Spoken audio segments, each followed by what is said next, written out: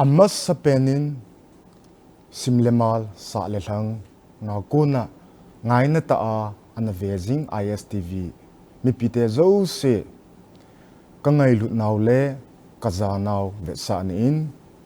tangpa Gogou keiman banjit hangin the bon chawin min la amin ngei pen ipukayu Jesu Christa minin chibai ka hinbol so kevin ahi tuni phana hi pathen thu a chom cha ki holim diwa ka hin dei hlen chu hi le na pathen lamto din ki gon ti hi amos them gaw le khabu bungli chang somlani a pana iki ho pa du vin ka hin dei sa in a hi ahin la pathen thu a ilut masang vin keima chanchin neu khat ka hin sei no men a hi ke hi kamin ne go thang Gogou Kuki ka hi in ko umna ka chen na wang kho chu hele Kangpopi district south changobung wang kho apana hung ki pan ka hi e chule themjil na lang pangin ningkum kunsang ni somni lekhat 2021 kumin True Love Theological Seminary TTS Infal eho het thei pena dinga chu KCC Infal muna kho Bachelor of Divinity BD course ka hin cha hi chu ke ma chanchin achom lamta ka hin sei hin tun pathen thua ilu diu hi ta jiwin amas sapenin kihlana inne idiwin ka deisa ne hi tawna chom cha ga mangu hite tawute ha chungnung pen thengchungnung pen kapa thingta ka pathen hepa nalung si na ngai lu na ka chanwa tu ni pha roi phat pha nei mu sa uwa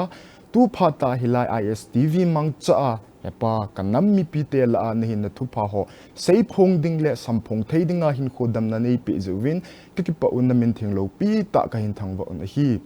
kapa kia konin het na chi na ima cha umpun hi zong le het na chi na hung kon do na chi na bulpi ki pat na nang man ume na ti ki het zi uwin hepa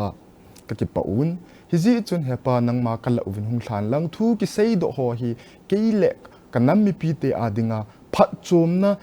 ta asale lagaw lama chon phat ki sin sa na ka man the naw a hi na ding na cha ha lo ta le hlasam ta a jong la ke ma hi man chan lang chu jong le angai ding ni pi te ho hing man che in ti a na cha ha lo ta le hlasam ta ong le na ang sunga kong ki hlana ka taw na hi ke ma se na sang lovin calvary at san thinga yung hladdo wa ka pakayo Jesu Christam ni nei san pi un amen na pathin lamto din ki gon ti amos them gaw le khabu bungli chang somlani a ki holim du hi ta azin amas sapenin amos them gaw ama le khabu umdol hilo le ama chanchin neu khat iga seido divin ka deisa in a hi amos them gaw kitipa hi kumzabi gate 8th century BCE khanga them gaw khat an hi in a hi chule ama hi te kwa ki ti khu noi lam lengam ahilo le juda lengama kel ngoi ching mi an hi in a hi ama hin theipi na ho anamal nimzi in chule hi che chun akel ngoi te ho ava e ti hi e bible chang uvin e hil ki nun hi chule pakai pathina kona ko na achangin chunglang lengam ti chu Israel lengam phungsom ho chen na hi chi lengam sunga chun pathen lunghan na ahilo le pathen thutan na ding thu gaphong do dinga pakai pathina kona ko na changa them gaw ahilo le ami tel aso pitel ho pho sal dinga pakai pathenin ahlat chadinga ana hlendo ana kodo a hi ti hi isei do nom ovin a hi i bible chang uvchun hitin akisunin a hi emos bungli chang somlani vo Israel nangjong hitabonga hi kabolding na hi hitabong na chunga thil kabolding ziin vo Israel na pathin lamto din kigon hichia emos theme gaw to say hichi bible chang thugol hi tuni phata hi hop ni a I hop hianwa chom cha cha a hil che diwin ka deisa in hi athugol khatna vô Israel nang zong hitabonga hi kabol ding na hi chia thu gol ki sei hi thiam gao emos kam cheng le ama oso a kuna hung pot do pathin lung han na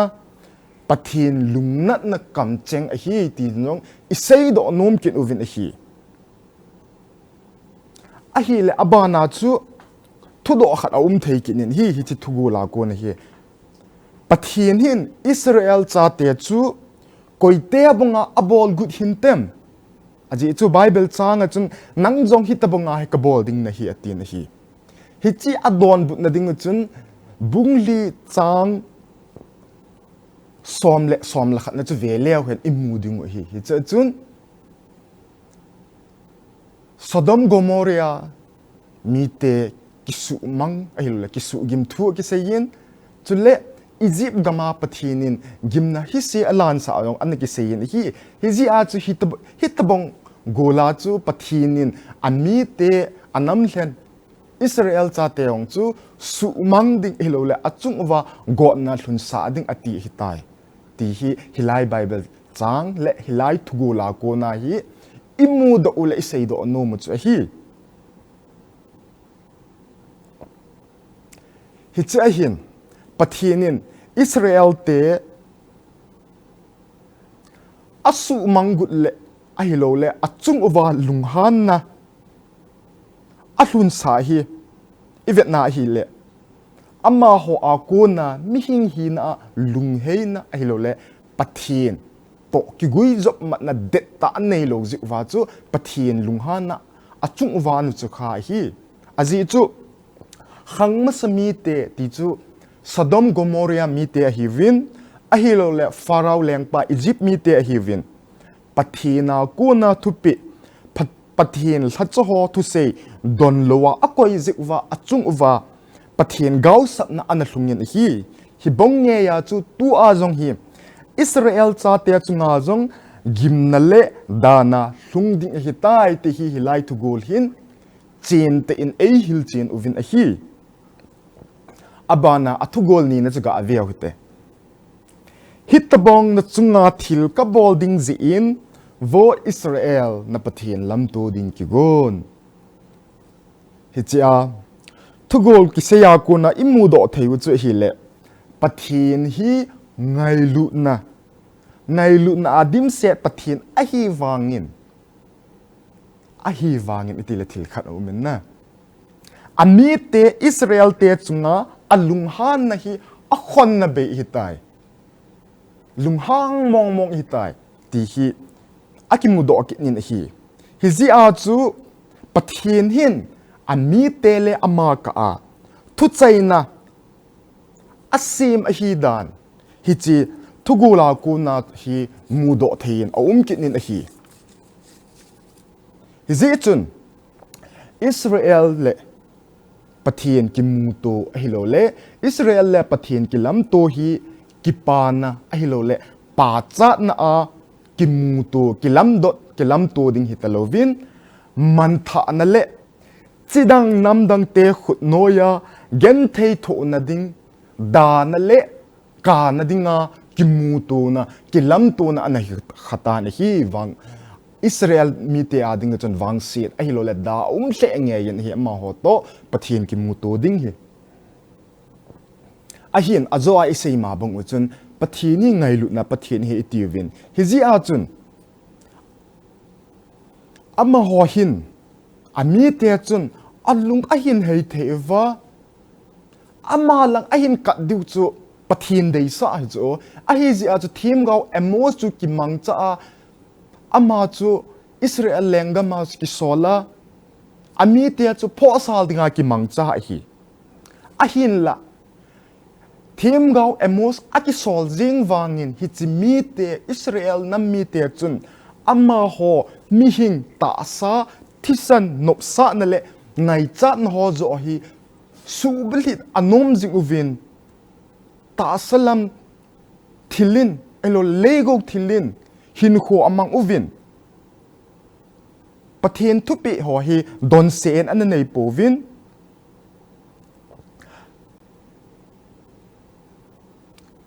Pathen tu pe sangin leiset lam lung aguat zi uvehin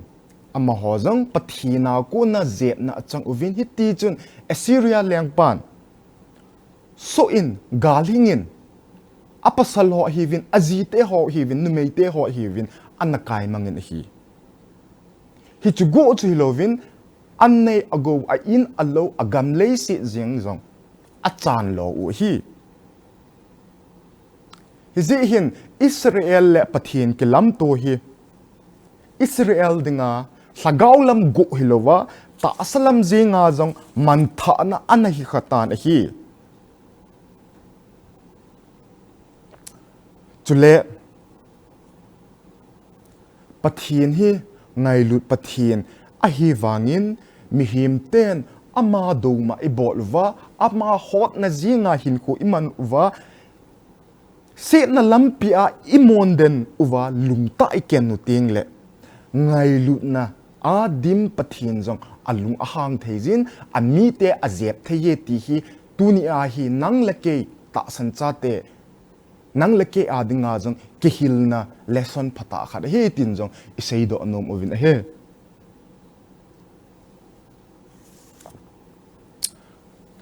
hichi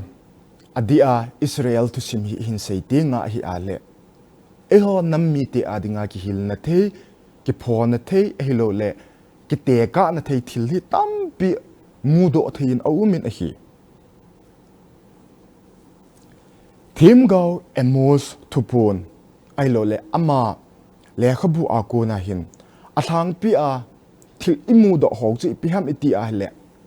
azo isei ma bu win pathinin asim samite chunga thutan na anei ti hi mudo theile zildo thei khat chu a hin hi azi chu pi ham tele pathen ama athin ji le ama akita bang hin aman asim sa nang le ke ama limlem mel pu'a hin khomang te jong hi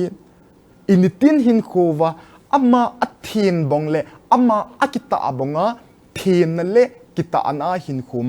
manding hi pathen deilam pi cho hi ti hi ngailut umta kanam mi te ho kasup te ho koma I het saw hi jong la avela ka hin sei do nom kit hi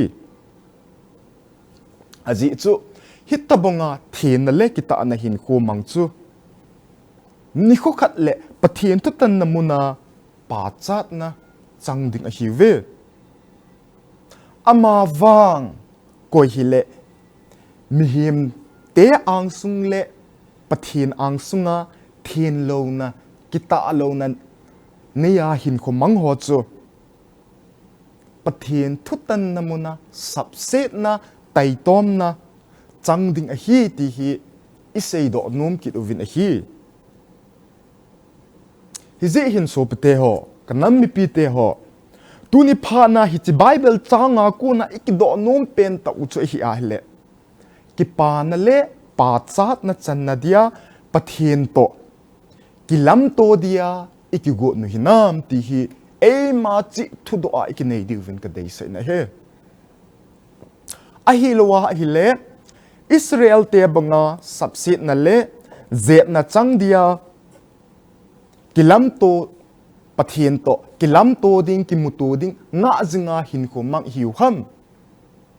e ma che ki kholo hite hize chun nang le na insung mi te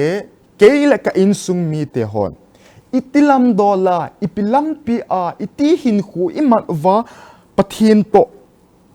kilam to na dia ki gu na inei diu ham ti hi aphalama pathin to kilam to theina dingin e ma chi le in sung chi u ki vet tu muhitin ki sim tu taw hite ti hi tuni phana isei do nomu khat a hi ke nin he hizi hin lungi lim ge lu hite so pete ho e ho Christian ta san ki bulphu na hi Jesu Christa mingai lu na ko na hi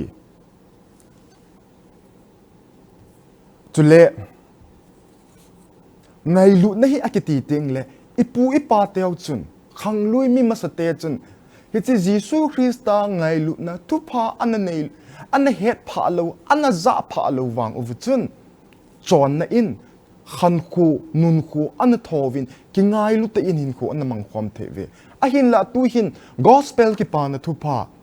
pakai jisu that dam na tu sim ngai lu na tu sim iza tawin a hin la anna umsa khan khu nun khu thil pha ho chu inung sun ki tawin hi ye la ele hi chi hi Christian hi ma sang zo wa chu inun khu nun khu khan khu amanu chu thil phadanin aumen tu hin Christian sa khu enjoy part vi hin I khan khu nei na ho hi iman sa uvin Christian hi jeng wang ovin hi ti hin ki tu mo na ki thang thip na hin khu mang tawin hi tun e ho zong hi abanin ga ki sei be ki le eho adia ku ki te zong hi paka Jesu Christa ngai lut na thu sim a hi lo wale Christian sa khu ihin zui naw hi kum zakhat walam a hitan a hi le Jesu Christa a ko na ngai lut na ai lo le Jesu Christa thi sana ko na ngai lut na mu chi chun eima in sung chi le inam sung le I ho bung sung wa ei ma sunga ko na jong ke do a ga pha so nam ti jong hi iki khol de vin ka dei kin a hi a je chu tu lai khang mi te atam zo hi Christian in sunga hung ping do le hung sei le ngan hi tawin hi jeng jong le I Christian hin ko Christa to I relation iki gui jo mat na hi ichana de na hi lo le ichana thu ham ti hi iki khol the na de uvin ga phai so do nam ti hi eima zo ga ki gel ki devin ka dei sa ki nen he chu kit jong le ngai lut na kita ana cham na le lungmon na in igam sung inam sung wa vai hot hinam Kuki Christian tel a ngai lut na cham na ai lo wa le lungmon na in vai hot hinam ti jong hi gelu tin kholu hite chong le ema changwal chi ading jong Christa a pilhin na kanei hinam Christa a pilhin na nei hinam ti jong hi iyal chi wa iki khol kit devin ka dei se na he aji chu na lungthim mu ka mu thei pon na hon ke ma lungthim na mu thei pon na he pon hi ji chun I pathen ho hi ei le pathen ki ka relation sim hi ji o hin ei ma chi iki kholwa iki gel duvin ka deisa ken ne hi so bete ho alang khatna ga sei ki dingin Israel te chun pathen yawe pathen chu an ho wang ovin pathen to chun ki gui zo matna relation de ta an nei povin hi aji chu ipiham til ama hol polang zem zing sa pathen an ho vo hi chule ama hola azinga zong sopi khat sung ki ka azinga zong ki tolo na ki bung khen na loi tum sem na chule ken khat loi khat chun gamdang pathen ho milim sim thu ang sunga ki thaina an sim kit ovin a hi akitim hi ji a chu alla uwa ki lung tolo na ki bung khen na chule ki ta lo na hin khu aman je uwa chu hi chi nam mi te Israel nam mi te chu pathina ko na zep na chang a hi ve ei hon jong tu ni he ding wa thil poi mo ta khat chu tu ni a nang lekin I ho pathin jong chu Israel te an zep pathin ma chu hi ji a chu nang leke yin jong chon di lo na hin khu imanna thin lo na kita lo na hin khu imanna ile Israel te an zep pathin chun nang leke jong e zep ding hi ti hi he jing sao hi jong le atha I yel do kitwa lungthima I chin jing jeng ding kanam mi pi te ho ko ma tim na le taw na ka hin nei ki nin he tu lai hin inam sung le I ho bung sung hui nun dan ho I vet te nga hi le po na lai na di hle jing ovin hi aji chu ipiham iti ale thudi ai lo le thuta ngai lu na hi illa uwa ala samtan hi athasam le zeng ta na hi ki bung khen na le loi tum sim na elo le ki khen tel na ta asalam thu go hilovin lagaw lam thu zinga jong hitabanga ki khen tel na hi i ha bol le zeng uvin hi thudi thuta kolcha sangin polang zema zut zola sei thiam ding zeng se hi ingai tu taw vin hi thudi thuta practical a podo ngam hi akila samtan hi igela hele wangsi jang umin laina jang umin hi so pete ho tu ni phata jenga jong hin adia pau khat tho Kuki Christian tia pau khat tho a Christian min pule Christian tia ki min vo ho hi corrupted society ihitaw ve katinu min a hi aji chu ta asa thu hi hian hlagaw thu hi zong le azo ai sei bong wa chu ki bung hian na ki lang hian na phung le changa ki hian tel na hin ila uwa vai homin ila uwa ehol ehon iki sim be win tila in sum khat te chu tu hin za chom chin iwa chi ataw vin hi kingai lu na ala samtai ipu ipa teo khan kho chu Christian a hi ma sang a khan kho chu khan kho an phu do so chu tu hin iman sa ataw vin hi ai wa nga chu la Christian ke ikiti ke no ngai lut Pathen ka ta asane tia ama khunung zui Christa nung zui Christian ke ikiti ke no vin hi hiti tabunga ta asa thu le sagau thu ani ni zinga zo ki khen tel na isim ji wa chu corrupted society hi ve ka ti hi a set na in gyal po te chi affects ka sei hi ta asalam thu aga sei dingin government office hi hen civil social organization hi hen a hi lowa hele nampi mina kiloi khom na za chum ho zinga zong lamka ho hi vin anungzi ho hi vin mi izat ham khat hi Kuki Christine ki hi a hi wanga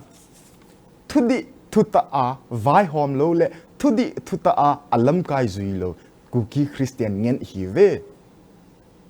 hi je in ki kholu te so te ho ta sa thu zinga bon ta sa mi hi min bon akita lo ahilo wale thudi choilo akimuda aki hotna aki thena hile athing jing Pathen akita jing Pathen chun iti athet da iti a hot da dingam ti jong hi igel ding kan dai sa kin na he e hot nam mi pi te hem akita lo ahilo wa le corruption iti te nga hile social leaders social workers government officers politician hilole political leaders hilole lamza choma lamkai hot bu hin mu chetna vet chetna ilo me be na ine uvin hi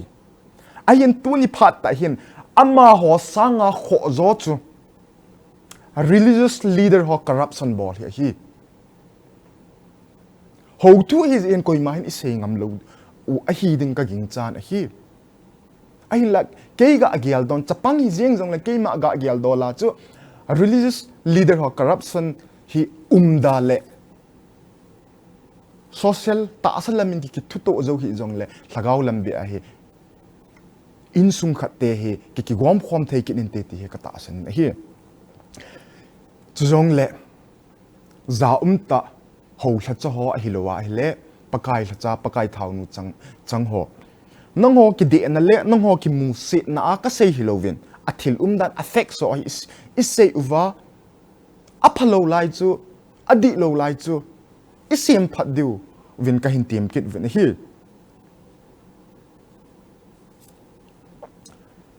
ki noi sin na hilo ale ki muda na hilo la ki zum so na ka sei hilovin thuta in religious leader ho thla cho ho hi anna ki bulphu masaleo tu ni ni kho a hi nam khat pau khat thotel a hi hobung a hi lo le denomination mi pawa isila denomination hi azat ping do lo ding a hi ka denomin a hi hichi ki loi khom na zat chum ho ji in zong in sung khat pau khat thotel a ki bung khen na le ki ngai lu na asuda ye ka denomin a hi leisit mi himte hi phildang ai lo le thudangin aki pum khom zo hi zong le ki lung to zo hi zong le ho thu ai ki pum khom zo hi ho thu a hi mi pi akan khom zo hi a hin la e ho hi ho thu je nga zong ki hentel na inei kha ze u hin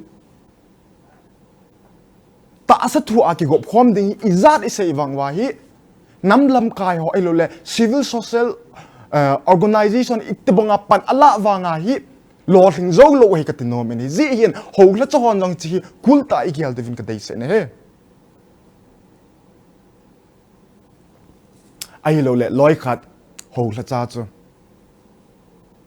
iti tam iti ki na hele kel ngoi ching tu ap apan jing wanga a kel ngoi te chu anei zo te ham a bol the zo te ham dinga bo chu kel ngoi chinga pangjong ki ne hi ila wa hin koi tabong ta sa le sagawa pan pi ngai cha ala samte kha chu nga kai hu na ding ga kai din na ding a hi lo le nga til kho na ding phat ki ti jong nei man lo a hi wanga chu koi te ham khat officer ham khat hi lo wa le social lam kai a in cheng je ham khat te in sungwang avel vela avil zawa kum khat sunga hi izat ve ham khat avil zawa hi te na chu kum khat sunga chu izat ve ham khat mai cham asim man na a hi wanga chu ala samte khat in sunga chu phat chom khat jong anei man lo pastor jong aunda pon a hi ji in ki ko lu te hi ji hin ka ngai lut ka nam mi pi te ho I ho bung bolu jong patia ivet tinga hile ho bung I bol danu sa khu izu dan non Christian niti izu dam jong hi business bol to ki lo taw hi ka tinomen hi tu ni pha na hin aji chu sagaw mang thai ding ho hu do ding le landi komu pi ta sangin pathin min pana eima mi hing ngai chat ho su blit nan hin khumang hi I da po vin a hi ka tinom kin hi zi chun so pite ho I hin dan ule I ko sa danu hi hoi ta I ve te nga hi le Israel nam mi te to ki het na inei po ve ka tinomin hi azi chu pathen tia itaw uwa ho ina iki khop jing wang uvin I Christian hi naw pa hi Christianity pa hi identity card I card ki mangbanga Aadhaar card han ilo le tu la government office sam khatna thil khat I boarding tila Aadhaar card angain PAN card angain ilo le voter card angain so be ya chu thil hi aki bol thei tapon office a lekha ho aki bol thei tapon hi chapong nge ya I Christian u I hin pau Christian nung zuita ikimin vo na paong hi I card dan tapanga nei yong hi da po vin hi ka tinomen he zi yen ki kholu ite kanam mi pite ho ai wanga chu khat to win iti ham khatna ala sam tabung khatna e ho kit na le ki da kit ki nom kit lo ei ma ta jing zong Christian nung zui Christian ka he ki tingal kit a hi le ei ma ho chan nun chan khan chan I chon dan I pau dan a hi lo wa le nitin ikin khu iki mansa no I vet na ale Christa thupa ta ki tu lo a hi wanga Christian ke heketi ji ki lobi sa una am gelu te hiti tabunga chu hin khu iman wa amin mai maya Christian hi uwa hele a khon na chu I ho ayong Israel te got na bunga chu ngo got na hlung to ding hi ji hin tu dam la hin kho chon cha nei sung war I hin kho man dan mi ki sim phanui te kanam mi pi te ho ta sa tu in jong ki ngai lu ten sagau tu in jong ki ngai lu te ki ngai lu na in khat le khat ki kan kho mu te ti hi keima hilovin keima go hilovin pathin Bible thing in hilove ka tinomen hi hi chun tu ne a hin ko iman pau hi pathin alung thlai mong na dem nang hin ko man na hin ko mandan hi pathin alung thlai mong na dem ka hin ko mandana hi pathin alung thlai na dem ti hi e ma chi eki khobla e ma chi injong meditation in edu ko dei sa kinen hi hi hin ngai lut umta so pete ho tudi thuta in pathin to ke lamto ding hi le han tu ne a iti ke lamto in te ikitiu vem hi hin tudi thuta hi thi pi ding le tudi thuta hi hin pi ngap chain hin kho mangu hi te tudi thuta cha i hin pi wa i thi pi ngap chat ting wa hi le ila wa chamna lungmon na nam sung wa chamna lungmon na umintin hi teng ta chule pathin to ikilam to uting le pa cha na ichendung hi katinomen hi hin ngai lut ta so pete ho tu ni pha na hin pha chain aka hin sei nom chu hi ale ki chan na nei lovin thudi thuta hin piutin thudi thuta thi piute thi pi ngap cha in pangwi te ta sa tu hian lang thagau tu jong le ti hi a chaina pe na ka hin sei hin mi hin a dei sa wal ji a sei hel le pathin minin ki ngai dam hitin man the la the isei da umma le pathinin aza jan phathe e bu pitaw hen ka ki pa e